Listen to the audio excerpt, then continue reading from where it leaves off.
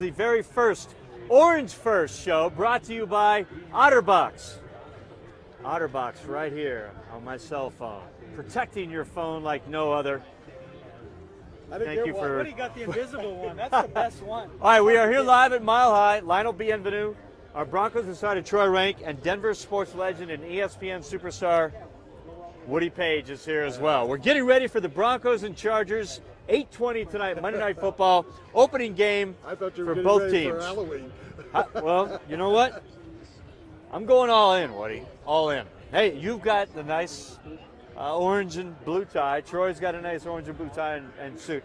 But I'm going in. If I'm going big. So here I am with the orange pants and the Broncos jacket. Hey, you only get opening night once a year, right? So we're going in big. Thank goodness. All right. Well, let's talk about this, shall we, guys? We're, again, live on Facebook on the Denver 7 page. Woody, what do you see happening inside this stadium here tonight? I see you not happening inside the stadium tonight. What do I see? I think it's going to be an incredible electric atmosphere because of a lot of different things going on. The Broncos, after the year in which they had a hangover and didn't go back to the Super Bowl. Right. I think that there's a new, re-energized sort of feeling here about the team with new players. Jamal Charles on the side of the Broncos. Right. We haven't really talked much about that. That you got a new coach, new coaching staff. Mike McCoy's back. I think there's going to be a charged, and I don't mean a pun by that, but a charged atmosphere. And I'm always enjoying when Philip Rivers comes to town. Yeah. And what are the Chargers going to do facing their old coach? Who has the advantage, Troy? Mike McCoy because he knew them, or did they kind of know Mike McCoy's mindset? Well, Ken Wisenhunt stayed as the offensive coordinator, so I would think it'd be advantageous for Mike McCoy. He hired Wisenhunt, brought him in to run his offense. He's going to know the tendencies, and in this case, McCoy has a defense that can exploit those tendencies. They're going to have to figure out a way to get one-on-one matchups for Von Miller.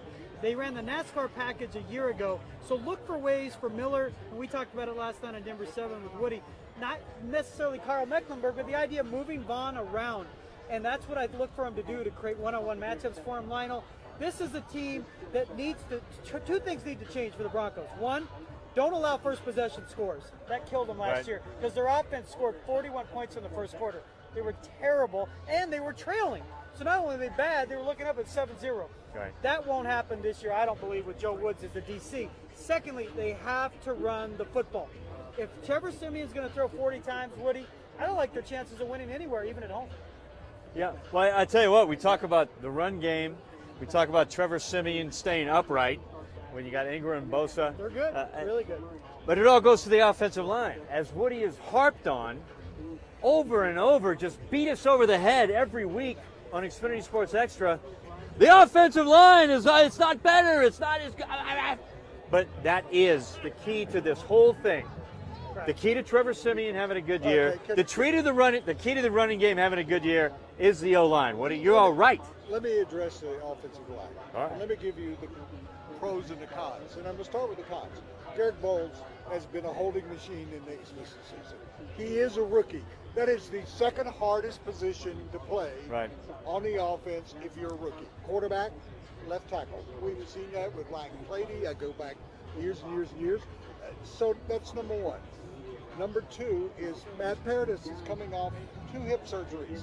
I mean, really, we haven't seen him in the exhibition season in practice that much, just at the very end. But, I mean, you haven't seen him the entire summer except standing on the sidelines. So that's got to be a concern. How is he going to be better or worse when he's come back, or the same guy?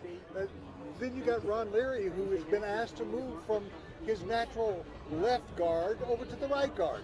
Then you've got Watson, who really has been injury prone throughout his career. And you got Max Garcia, that was one of the guys that we didn't really like that much last year, alternating maybe with Alan Barber. So, that's the cons out of it. I'm glad you're an optimist about this. Thanks for the glass half full guy, right? Let's go. All right, cons first. All right. I'm going to give you the pros. All right, let's hit the pros. Well, they are pros, and as John Fox used to say, they get paid like everybody else. So, do you think overall they're stronger? they got more depth in the offensive line than they've had in the past. That Bowles, there's a reason why he was the #1 offensive line taken, because he probably would have gone, it might have been 10 more spots before he was chosen, but he still would have been first or second. And Matt Paradis wasn't all pro before he got hurt. And Ron Leary was a major big-time starter for the Dallas Cowboys, who had the best offensive line in the league. You do have Donald Stevenson, who is a backup now that can move around and play guard and tackle. So there are a lot of advantages to this offensive line. And guess what? Jeff Davidson played for this team. He was a left tackle, left guard.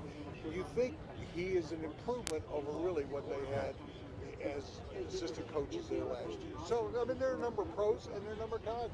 We're going to actually be able to find out if they can protect Trevor Siemian.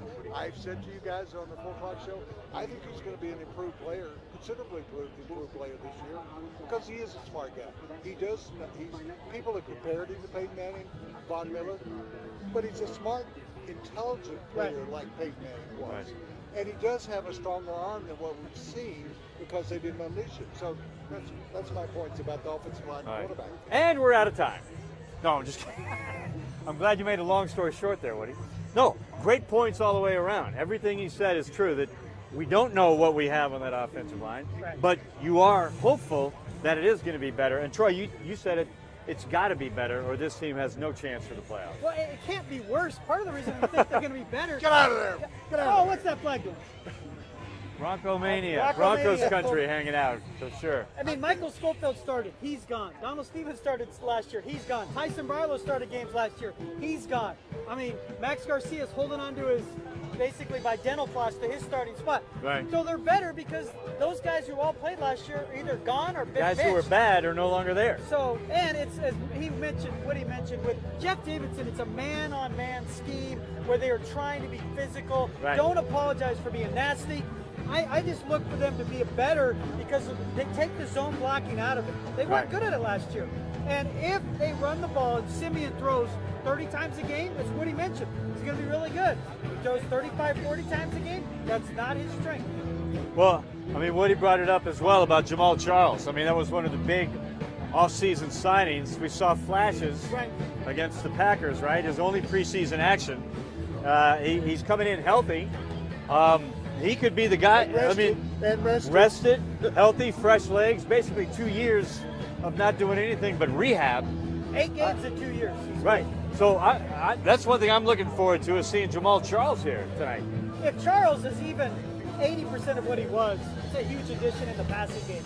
Yeah. But now we know why they let him go. Kareem Hunt was the story. Wow, on no Thursday doubt night. for the Chiefs against the Patriots And the other they night. are going to need contributions out of him because really, Stephen Ridley came in and I thought was very impressive. Yeah. And so they made a decision to go with Charles, and Ridley would have been that third down kind of back guy.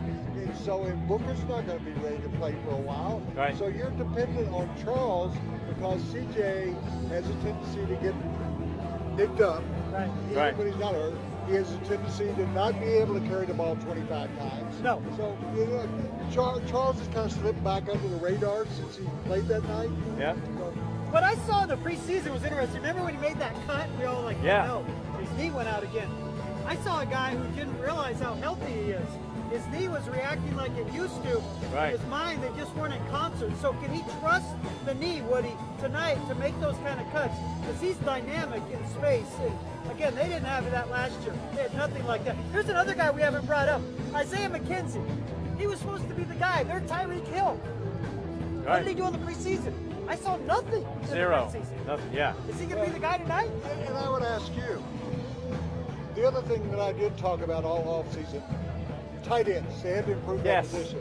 It's the same 3 tight ends that finished last season. We didn't see anything out of them in the cold preseason. I mean, what's going to happen there? Virgil Green acts like he's going to get some serious action in the passing game. But excuse me if I've heard that before. But I talked to players on the side. How many touchdowns does he have in his career? Exactly. But Mike McCoy's offense doesn't function at its highest level, Lionel. The tight ends aren't involved. No. But again, they can't be worse than the last 2 years, in my opinion. Right. And Well, we're all waiting for Butt, right? Just be careful. Lionel's brother just walked by. Hey, say hello to your brother. Broncos country, as I said. That I'm a looks like part a of combination. Broncos country, okay? It looks like Fred Flintstone. Sorry, not sorry.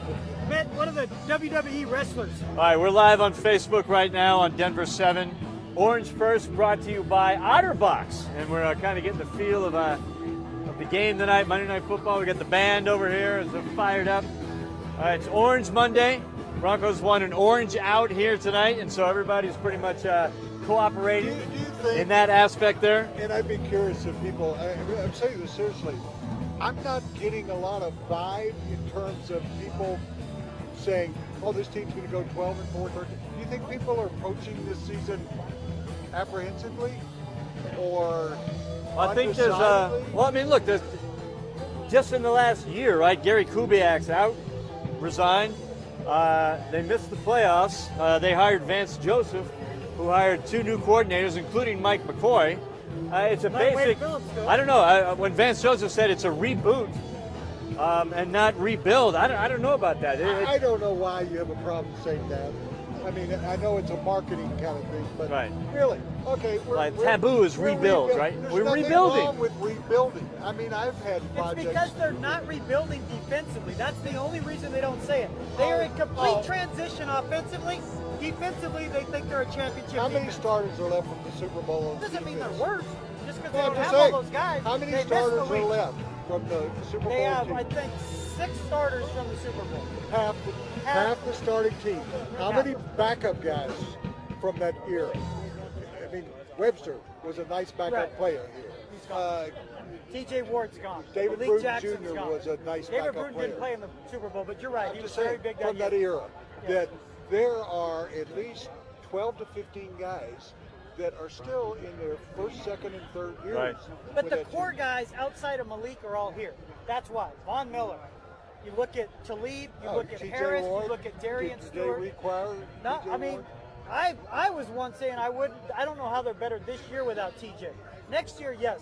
This year I didn't see it. But hey, we talk about matchups, Lionel. Justin Simmons against Hunter Henry and Antonio Gates. Can he do it? Can I Exactly. say this, guys? We've seen it that T.J. Ward would be out 3 games. Talib is either suspended or hurt for a couple of games. Chris Harris is the only guy that continues He's the to play beast. all of it. He's one Right. So, let's say they have another injury. Now, half of your no-fly zone, and you know, Roby has been healthy throughout his career. He needs to be better this year, too. He admittedly had a down year last Hold year. on, hold on. I'm being told there's breaking news. Thunder has arrived. Anyway, yeah, the horse trailer pulling in. Thank you, Jeff, for getting that shot. Thunder headed into the stadium, people. The Chargers already here. Broncos have walked up. Chris Harris Jr. retweeted a tweet of mine. I shot some video of him signing autographs over there and said Troy will have a one-on-one with Chris Harris Jr. on Denver 7 at 6 p.m., which we will have. So Chris retweeted that from the locker room, so that's cool. All right, guys, let's talk about what we think is going to happen here. You wrote a column, Troy, called Reason for Hope, Reason for No about this season. Quickly take us through what you think is going to happen here tonight and beyond as well. Reason for hope starts with Von Miller. He's one of the best players in the league. He has a 20-sack season, wins Defensive Player of the Year. We go down and said what we talked about. The offensive line's better. They run the football. And the final thing, Trevor Siemian improves. Because right now, excuse me, he's an in-between quarterback. Right. He can win you 8 games. He can win you 9. Can he get to 10 or 11? I don't know that. But I disagree with people that say we've seen his potential. I don't think we have, because the line last year was terrible. Reason for no hope is the offensive line struggles. The defensive, without Wade Phillips, without T.J. Ward, they deal with issues and turnovers. And you look at the fact that they're in a division with, I think, the 2 top teams in the AFC now. Right. And the Chiefs and Raiders. The Patriots are vulnerable. They're vulnerable. Chiefs and Raiders, both huge road wins. I don't know how the Broncos get in the playoffs right now unless they win home games against the Raiders and Chiefs, because those 2 teams look legit right now. Exactly. It's 1 week. All right, It's 1 week. prediction for tonight. They're going to win tonight because it's not a must-win, but they can't lose. It is a must-win, man. If you go 0-1 and the other 3 teams are all 1-0 and all 1 on the road, you're looking at the 8 ball. I say they win. What I say last night? You said 3 points, whether it's 20. No, I think they cover the 4.5 spread, right? Okay, 24-18. 24-18. Every time we talk to him, Well, how do you get 18? Because it's weird. It never makes sense. Unlike him, I don't change my mind. 26-13 tonight, Broncos. The over/under on victories in Las Vegas. I call my guys in Las Vegas 8.5. Well, I went through the schedule, guys. I think it's going to be around 8-8, 9-7. I don't think it's going to be as bad as some people have said, 6-10. It's not going to be 12-4. Some homers in the websites are saying. Here's what I think is going to happen. They're going to have a tie game. For people They're going to have a tie game. People forgot.